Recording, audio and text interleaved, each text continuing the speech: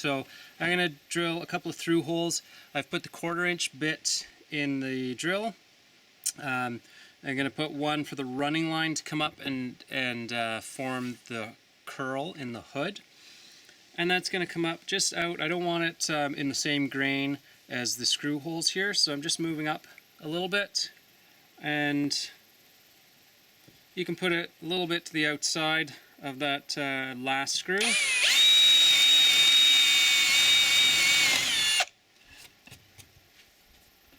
Same thing other side. Since I've got a rough bench that I can drill into, that helps prevent any tear out on the back side. You have a little sense of the spacing there. Okay, so we've just drilled our 1/4 inch holes in our headboard. I flipped the toboggan over, and now we're going to put a couple more 1/4 inch holes. So the ones in the headboard will be part of the running line, and then I'll need 2 in crossbar number 2, and those will be for the hull line. Just space it off of that screw a tiny bit. Now we've got holes for our hull line, and we can flip the toboggan once more. Crossbars are now fully installed on the toboggan. It's time to start outfitting and making this look like a craft ready for winter.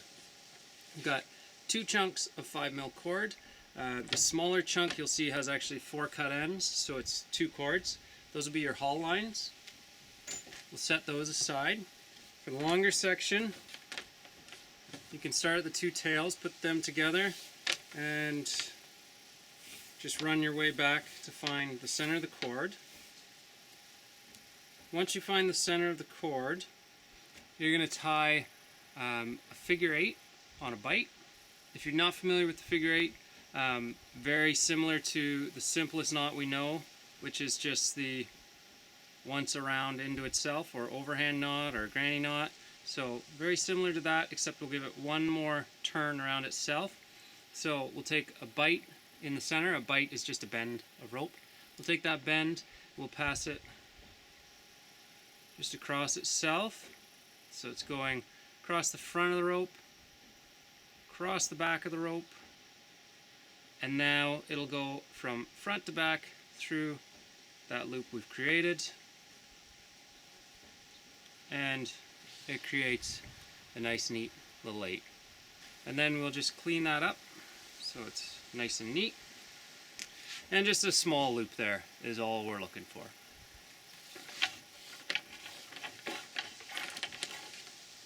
Then pass the 2 ends from back to front. So this is the tail of the toboggan, or the back of the toboggan, with the 4 bolts. Passing the cord through from back to front. Pull it right down until we hit that figure 8 knot. And I'll just work on one side. So I'm going to come to the outside groove, and I will pass the line from front to back. Pass it over the crossbar, and go from front to back through the groove a second time.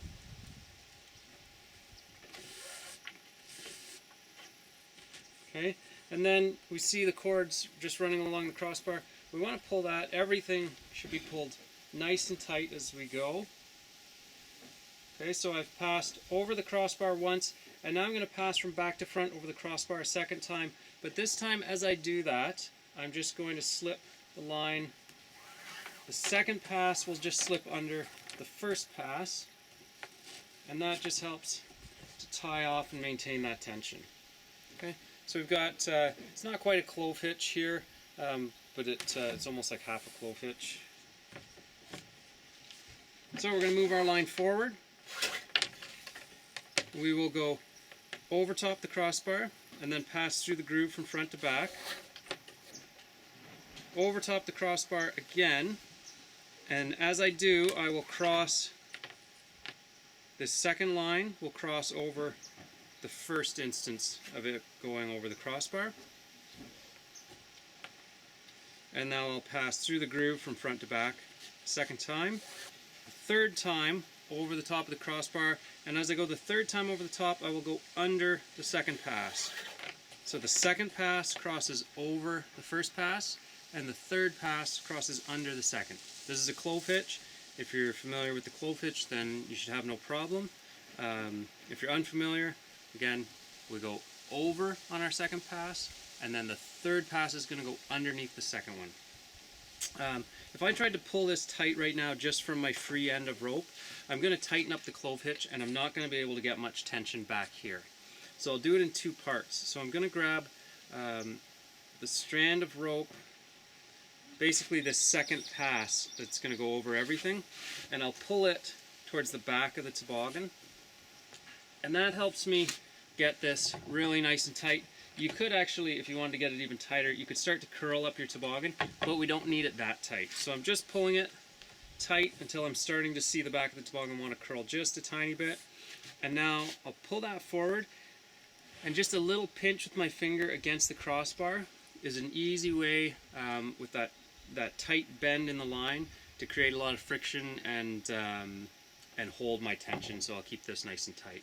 Once I've done that, then I can pull the rope the rest of the way through that clove hitch. That clove hitch is now going to tighten on itself, and I can let go, and that'll maintain that tension. I'll repeat that again. So moving forward, I'm going to go over the crossbar, through the groove from front to back. Second pass over the crossbar crosses over top the first pass, through the groove front to back.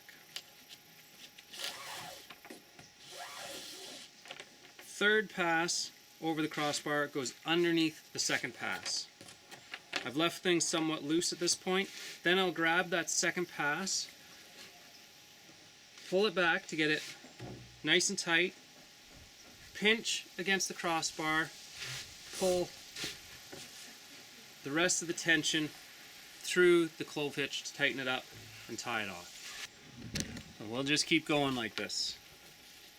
Over the crossbar, through the groove, over the crossbar and over the first pass, through the groove, over the crossbar and under the second pass,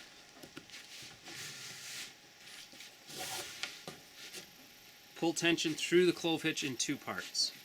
From crossbar 3, I'll end up skipping crossbar 2, going right to crossbar 1, and pulling it so tight that I'll end up curling up, or creating that curl in my front of my toboggan. But I'll do that later. I'll jump back over to the other side, and I'll get that tied off. Okay, we need a small generator running for this next step, so hopefully it's not too loud on the video there. But we're ready to put the curl in the front of the toboggan. This plastic will curl cold. You'll have no problem being able to curl it. But we did have a couple instances of toboggans breaking after sending them, so we curled them up, no problem, sent them along, and they cracked in the hood. So just because you were able to get it to curl doesn't mean you didn't put a lot of tension in there that might give you issues down the road.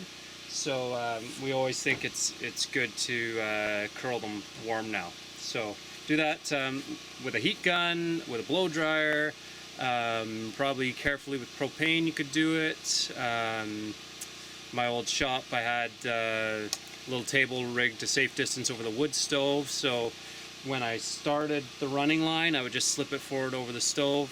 By the time I got up to the front, it was nice and warm and ready to curl. So lots of options. You don't need to go out and get a heat gun for it.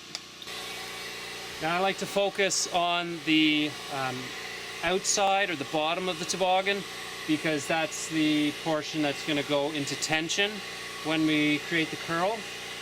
I turn the heat gun up nice and high. I think this is about as high as I'm going to get off that little generator. Yeah, just keep it moving back and forth and focus right around crossbar number 2. That's the point that's going to have the most tension. And I'll often keep my hand on the backside. When I start to feel some warmth on the backside, then I know the plastic's heated right through. I also, you can see the as you heat the one side of the plastic more than the other, you'll actually see it start to bend a little bit on its own as this side starts expanding faster than the other side.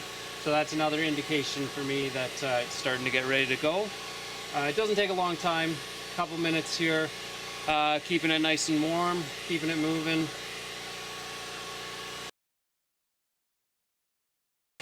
This goes a bit faster when you're not out in a breeze.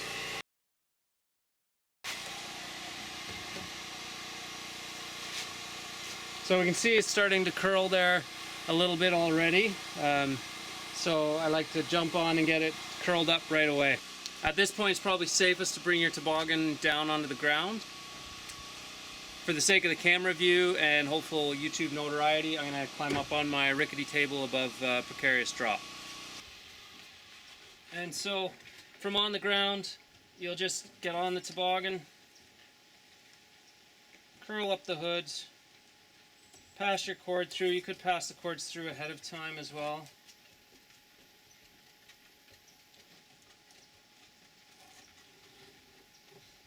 And then you can put a forearm down just to hold the hood curl and do a simple overhand knot. So we kind of briefly covered that one earlier, but it's just the one step less than a figure eight, so just around and into itself, simplest knot you can think of.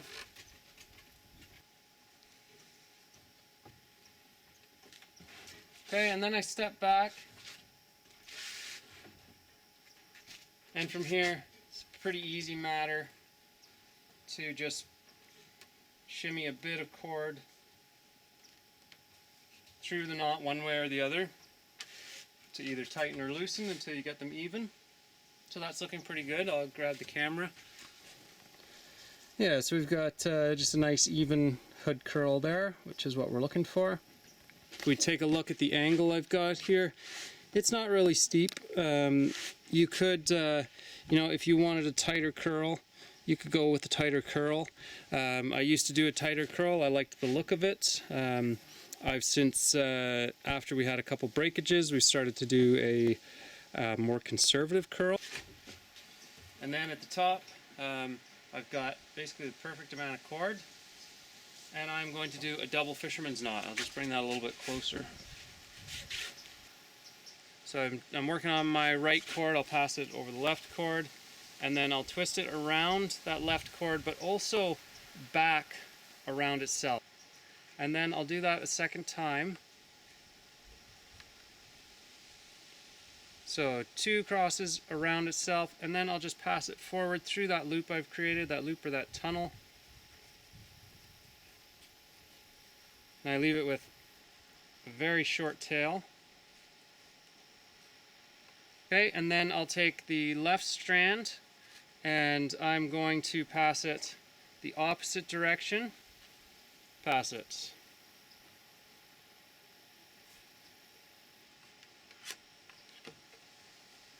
Once, twice, over itself, in under that little tunnel. Keep the tail really short, and then we can pull that, and it just creates a nice little loop at the front. You can use that loop as a bit of a handle. I often find I just go right for the headboard as well, if I feel like I need to grab control of the toboggan and get it up over a stump or some other obstacle. So that's our running line, done. We can jump to our haul line now. So you should have 2 separate lines there. You put the holes already in crossbar number 2. So we'll just pass through that hole and just again do our simplest knot we can think of, that overhand knot. It's just going to be a stopper knot. So then we pull that and it hits crossbar number 2 and stops there. And repeat for the second haul line. Moving forward here, we can put the tump onto the haul lines. So take your right side tump, orient your right side haul line, orient your tump logo up, And then there's a variety of ways you could attach this. A bowline would be fine. I like a figure 8 follow through. It's nice and neat and clean. I have tried to put this on a taut line hitch, which then in theory I could adjust to shorten or lengthen my line. I'm so used to putting my hands back and kind of grabbing the haul line that I found I often grabbed that taut line knot and was accidentally adjusting my line when I didn't want to be. So I'll do my preference, which is just a fixed figure 8 follow through, so it's not going to be adjustable like the taut line is. So we'll start with just in the end of the rope here. We'll do that. Last time I showed you a figure 8 on a bite, but now we'll just use the end of the rope instead of a bend of the rope. So just pass it once all the way around, from front to back to front again, and in through itself. And I've left maybe 8 inches. We'll see, it's been a while since I've tied on a tump, so maybe that's incorrect, but we'll test that out. And then I'll pass my tail around the D-ring here, and then I'll just follow my way through that figure 8 knot. So the strand will enter the knot where the strand will enter the knot where the previous knot exited it, and then I'm just going to trace my way all the way around that knot until I exit out the other end again. So I'll do that. So 8 inches was about appropriate amount because I just have a wee little tail there, which is all we want, just a nice clean little knot. So I'll go ahead and do that on the other side. So we can set that up out of the way. Okay. Now I've moved back to the tail. We're going to tick off some of our quick and easy components, start to get some of our materials used up here. So I'll take that brake line. We're going to connect it here at the tail of the toboggan to that loop. And we're going to do that with a water knot. So we call it a water knot when we're working with flat webbing. Basically it's an overhand follow through. So just like that figure 8 follow through I just showed, but one less twist, so just the overhand. So I'll just start with a simple overhand knot. About 8 inches again, should do it. Then I'll pass around that loop. And actually it looks to me like I've got too much tail, so I'm going to adjust that down a little bit. So then I'll just trace itself through the knot here. Pull that nice and tight. Should just have just a nice, clean, neat little tail. At the other end here, we want a little bit of a handle, but we don't want a loop handle because we tend to just let these drag behind us all day. Creates very little extra friction. And it provides a number of benefits. It kind of acts like a chevron to keep people from banging into the back of your toboggan. It's a convenient spot to grab your toboggan if you notice some slush starting to wick up through the snow. You can go back, grab the brake line, and get it back out of the slush quickly. We have a technique we call the purple elephant. Anyways, so what we want is just a bit of a handle that's not going to be a loop and catch on roots or branches or anything else you might pass in the bush. So we just put kind of a bulky knot there. So start like we're going to do the overhand or the figure 8, but just kind of do a couple extra wraps there. So some would call this like a figure 9, but it doesn't look like a 9. Just playing on the fact that it's more than the figure 8. And just make sure as you tighten that up it stays nice and clean, so we've got sort of one big bulky knot instead of just sort of a bunch of wraps around. It's just a bulky knot that you can grab that's not going to catch anything as you go. That's the brake line done. And then we'll start on the lash system. So this toboggan's a 10-foot toboggan. It's got 4 sections for gear, and we provide 2 lash straps. and we like to, rather than run our line the full length of the toboggan, which can be cumbersome, we prefer just to do short sections. So your first lash strap will cover sections 1 and 2.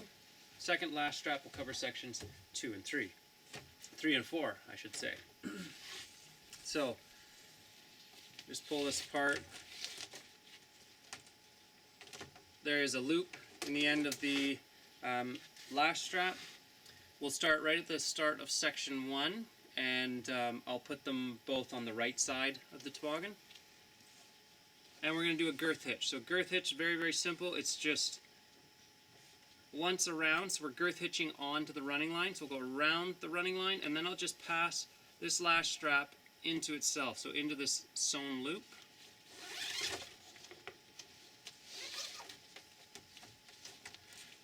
And just pull that all through. That's it. It's girth hitched on. Set it off to the side. Move back to section 3.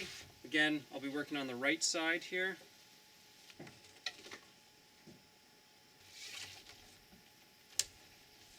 Then I'll take my lash buckles and I'm going to put them at the end of section 2 and the end of section 4. And I'll do it on the opposite side. So if I put my strap on the right, I'll put my buckle here on the left. And it's a girth hitch as well. Just around the running line, into itself, pull that tight. Same thing for the second buckle, left side of section 4. Last things we've got here, for a 10-foot toboggan, got a dozen brass rings, one template section of 3mm prusik cord. So it's 18 inches long, typically I cut them at, and you can use it as your template for cutting your remaining pieces. And then you've got a chunk here. So you'll want to cut these to length. You'll need a total of 12 or 11 more. And then you'll want to seal the ends with heat. If you've got a rope cutter, then of course that'd be a good way to go. Otherwise, lighting a candle, and then you've got just a nice stationary flame that you can touch the ends to. I've got my dozen pieces of cord cut. So I'm going to connect each one to a ring. And to do that, I'm going to use just the simple flat overhand. So that is, put both ends of the cord together so they're both facing in the same direction. Just treat them as a single piece of cord and tie an overhand knot.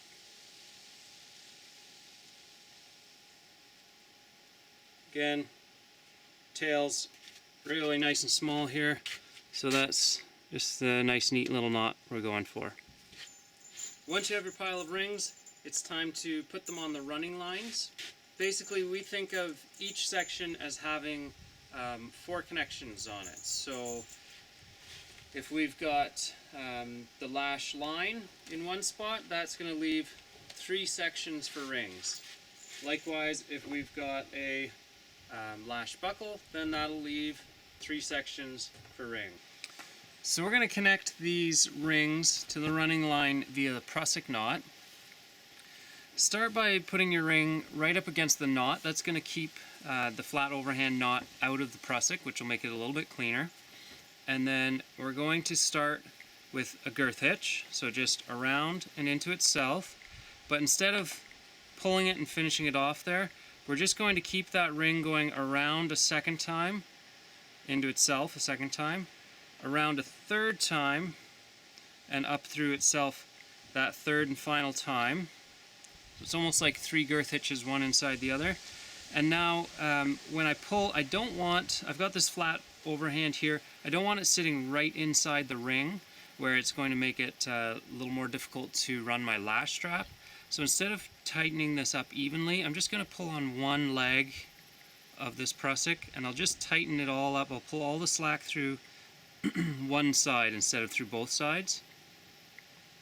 And as you pull it through, you want to keep things nice and neat, so each subsequent loop of that prusik, or the girth hitch inside a girth hitch, each subsequent loop should go one inside the other. So we're working from outside towards the inside. And then you can see when I pulled just one leg to get all the slack, that leaves my knot down here, so my flat overhand is neither in the prusik loops nor up here in the brass ring. It's just off to the side out of the way. So the beautiful thing about a prusik, it's a friction hitch. If I pull on the ring, it's going to tighten up that hitch and bind, and it's going to stay in place. Then I can just move the prusik, so it'll move nicely if you grab the knot itself, but not if you grab the ring. So you can move it to another location, and then once you lash to it, it's going to stay put in that location. If you load differently tomorrow and want to move it somewhere else, then you can move it along somewhere else. So I've got my lash strap and my brass ring on that side, so that side's done. And then I would add 2 brass rings to the other side to finish off this first section.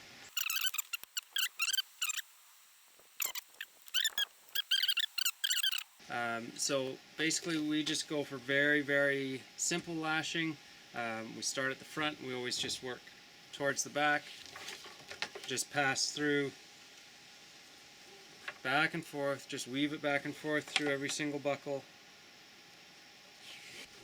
So we just weave it back and forth over the load, finish there at the buckle.